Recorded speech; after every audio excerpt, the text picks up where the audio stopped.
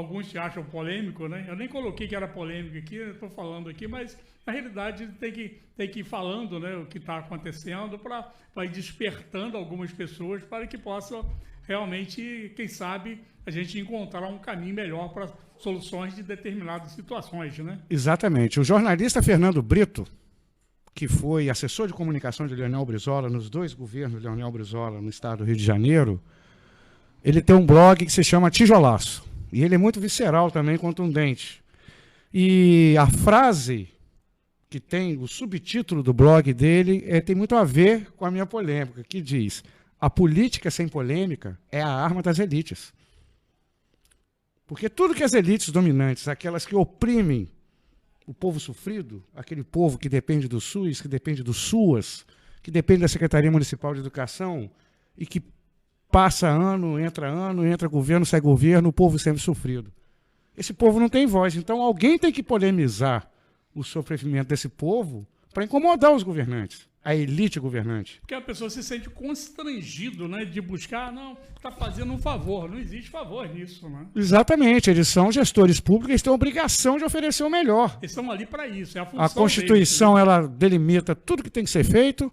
O orçamento público da União e do Estado alimenta a prefeitura a contento. Nós temos um orçamento anual de 200 milhões de reais, nesse momento, ano passado e esse ano. E, no entanto, você vê a coisa piorar, retroceder, em vez de avançar. Então, a gente tenta. Eu sempre busco, quando começa um processo de alguma reivindicação ou de alguma luta postulando alguma coisa para determinada comunidade, determinado grupo, o primeiro passo é o diálogo, óbvio. Mas nem sempre os governantes têm o escrúpulo necessário, a boa vontade para dialogar. Aí começa a mentira, começa a disfarçatez. Aí a gente tem que, como se diz, chutar o balde. Tem que partir para a polêmica para despertar a atenção da grande opinião pública. Daí gera o constrangimento e daí gera o resultado que, na maioria das vezes, o governante ele tem que recuar e atender o povo, porque é o que manda a lei.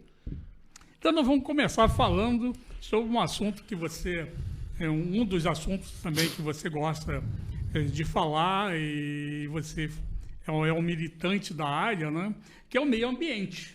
Sim. E nós passamos há tempos atrás momentos muito tensos com relação ao meio ambiente, com as questões das PCHs, e entre outras coisas. E nós estamos passando um momento meio de silêncio, eu não tenho visto ninguém comentar nada sobre isso. Como que está sendo o momento e daquela turbulência para essa calma aparente que estão vivendo hoje? Bem, o contexto ambiental nosso nunca está tranquilo, para começo de conversa. Pode ter menos barulho momentaneamente nesse período.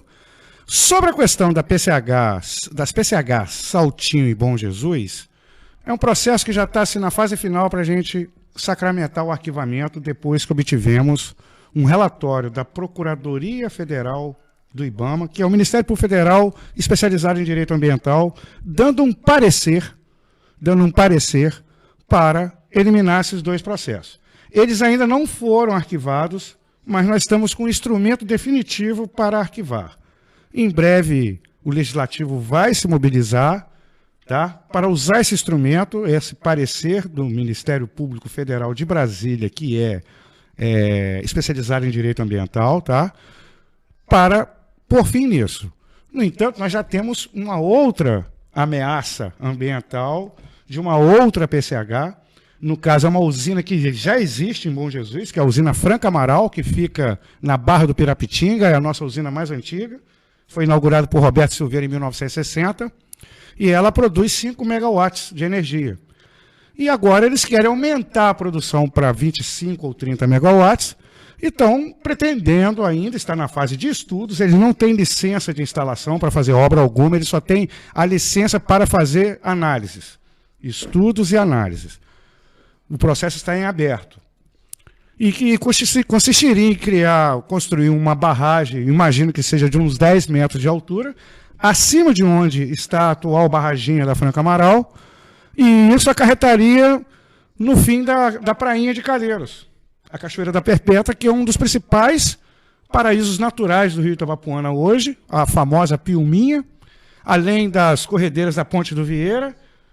Mas aí, essa luta desse contexto está uma luta, digamos, mais fácil, porque não tem nenhum agente político ou empresarial daqui de Bom Jesus defendendo esse projeto. Esse projeto é uma iniciativa do próprio grupo espanhol, que é a Quanta Energia, que faz a gestão da concessionária da PCH Franca Amaral. E nós temos já uma série de elementos, por exemplo, o Recanto Beira-Rio, que é um empreendimento turístico, que foi instalado em plena pandemia como um botequinho menor, metade do tamanho que é metade desse estúdio aqui, e hoje é um grande complexo turístico lá que gera 15 empregos por fim de semana por conta do movimento dessa cachoeira. Somente o Recanto Beira-Rio já seria o suficiente para a gente eliminar o processo dessa ampliação da PCH. Mas, recentemente, o vereador Eduardo Paiva apresentou um projeto de lei na Câmara de Vereadores, criando a área de proteção ambiental, que vai lá de onde parte a área da proteção ambiental da Cachoeira da Fumaça, até a Cachoeira do Inferno, na Barra do Pirapitinga, onde está a usina Franca Amaral. Então, hoje, por lei, basta somente o prefeito sancionar esse projeto de lei, que foi aprovado já em primeira e segunda discussão em votações e redação final, correto? Na semana passada, o prefeito sancionando, todo esse trecho vai estar preservado. E tudo isso encaminhado para o IBAMA. Ou seja, no que diz respeito à PCH, o trabalho está, assim, sob controle, digamos. Está sob o nosso controle da gente preservar o rio. Mas, falando em meio ambiente, eu quero chamar a atenção de toda a sociedade, principalmente os moradores da sede de Bom Jesus da Itabapoana, sobre a qualidade de vida que nós temos e sobre o futuro econômico do município. Vamos falar de economia, de ganhar dinheiro em cima do meio ambiente. Hoje, por exemplo, temos aí 3 ou 4 grandes empreendimentos imobiliários em andamento. Não sei se você recorda na entrevista que fizemos aqui com o professor Carlos Freitas, eu apresentei um diagnóstico sobre as inundações que passaram a ocorrer em Bom Jesus do Itabapoana a partir do final da década de 1990, que só vem agravando, que isso é resultado da verticalização imobiliária e da falta de critério de um plano diretor consolidado para criar regras e manter áreas verdes dentro da cidade. Pois todas as grandes casas com quintais que tinham no centro estão dando lugar a prédios. Então o centro da cidade já perdeu praticamente toda a sua capacidade de absorção de água da chuva. Toda ela. Aonde era o Shopping Point 200, por exemplo, eram 2 casas com quintais enormes. Com quintais enormes. Então a água da chuva era absorvida por esses quintais. Porque essas casas ocupariam 30%, 40% no máximo do tamanho de todo o terreno. Aí entrou o Shopping Point 200, virou tudo concreto, não tem um sistema de captação de água para colocar na cisterna para reutilizar a água da chuva. E para onde vai essa água que cai lá no teto do Shopping Point 200? Para as galerias, que são galerias da primeira metade do século XX, da década de 50. Então, está tendo um crescimento desordenado aqui no centro. É o processo de verticalização. Aí tem aquele prédio que foi construído ao lado do prédio dos bancários. Era a mesma coisa. Era uma casa de uma família que tinha um casal e 2 filhos. No máximo 2 banheiros, aquela casa, e 4 pessoas morando. Além da casa ter um quintal e uma área gramada enorme. Tinha um campinho de futebol na casa. Aí saiu a casa, entrou um prédio com 10 famílias, 20 famílias, eu não sei quantos apartamentos tem naquele prédio, se é 16 ou 20, mas é mais de 10 famílias, mais de 10, passou a ser 20 banheiros, isso tudo jogando água na galeria o dia inteiro. E nunca se falou num plano de ampliação das galerias. Os primeiros interessados a exigir do poder público a solução dessa questão hídrica são esses empreendedores, que investem muito na construção desses prédios, e o prédio dele vai ser desvalorizado. Por quê? O prédio dele vai causar inundação, vai causar uma série de problemas. O próprio investimento dele vai ser desvalorizado. Qualquer pessoa que tem um mínimo de conhecimento de mercado imobiliário, hoje fala que Bom Jesus é uma cidade sem valor algum. Por quê? É deslizamento com barranco para todo lado. Quando está no período da estiagem é poeira intensa, construções mal planejadas, E quando chega no período da chuva, é lamaçal para todo lado, enchente, enxurrada. Todas as ruas do centro hoje vai ser passível de alagamento. E quanto mais prédio se constrói, maior vai ser o tempo da rua alagada. Porque quando tinha um prédio só na Coronel Luiz Vieira de Resende, ela não alagava, os edifícios bancários. Aí construiu aquele prédio enorme do das bancários. Aí passou a alagar um pouquinho, da esquina da Casa Verde até a esquina da Tenência Teixeira. Aí construiu mais outro prédio do outro lado, agora está alagando a avenida inteira.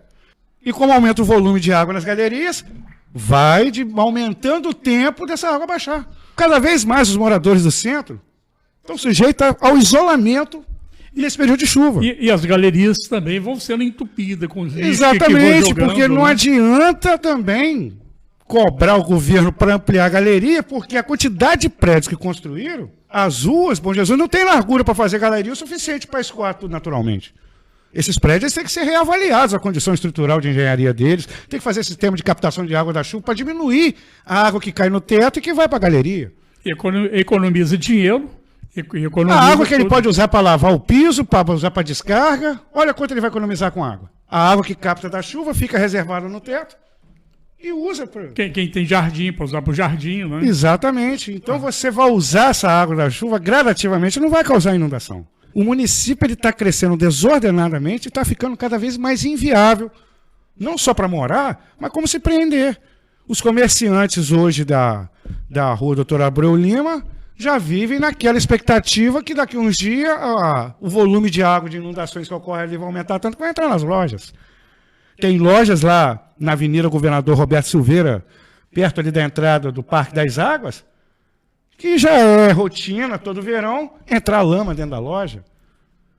Mais um pouco acima, o rapaz fez uma loja e ele botou uma calçada de quase meio metro de altura para evitar. Aí você vê a acessibilidade fica comprometida. A cidade está ficando uma esculhambação enorme. E tudo isso passa pela questão ambiental.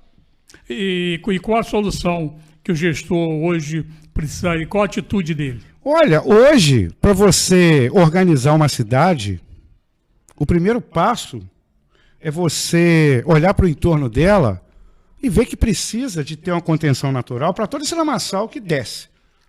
Tanto desce pelas ruas acima, como desce pelas galerias abaixo. E é rentável.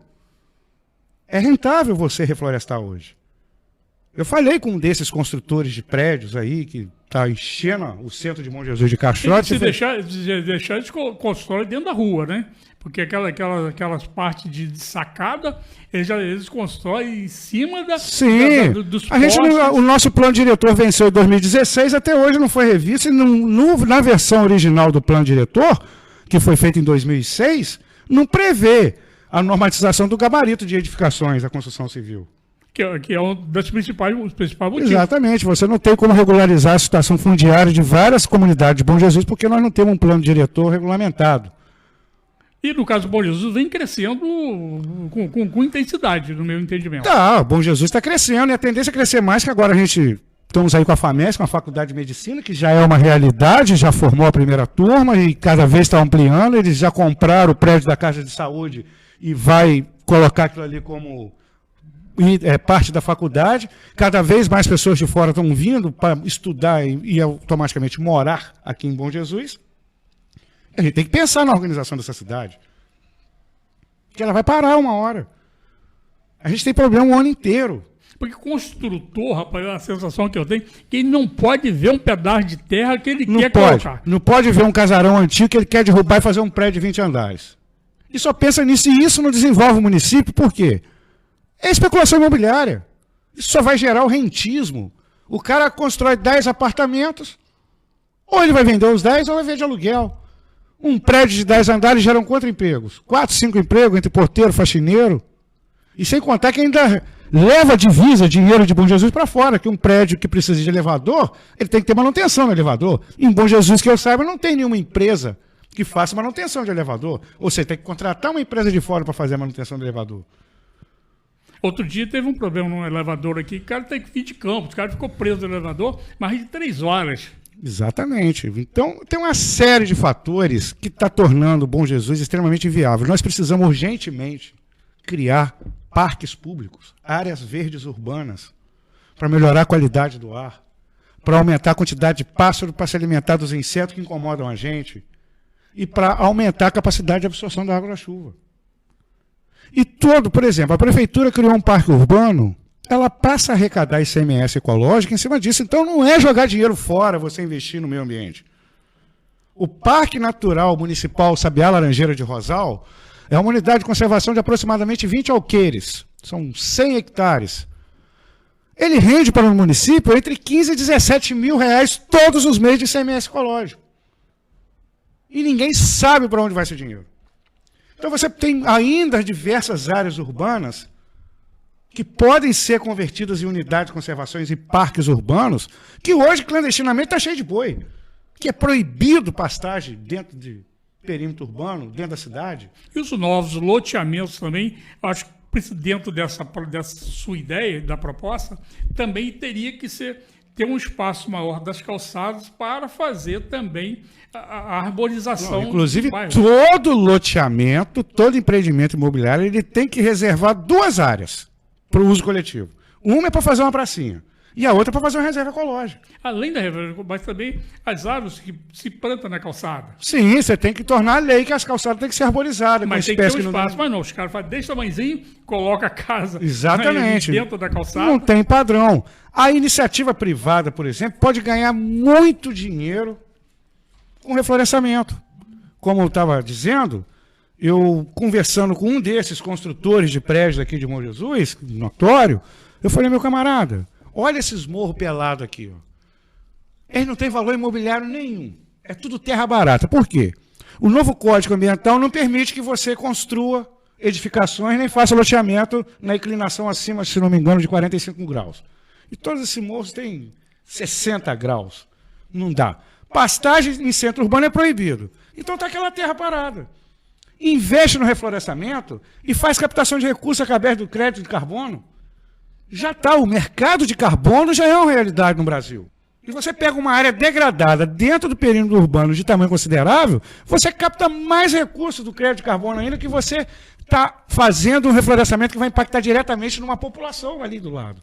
Então, estou falando em ganhar dinheiro para esses empresários, para esses endinheirados de Bom Jesus, para vocês investirem de forma que vocês ganhem dinheiro e cumpram a função social da Constituição em toda a propriedade particular, ajudando a desenvolver o município. Porque está na Constituição, toda a propriedade privada tem que ter uma função social. E hoje a gente não vê isso acontecer. A gente vê a gente investindo cada vez mais em setores que agravam a concentração de renda.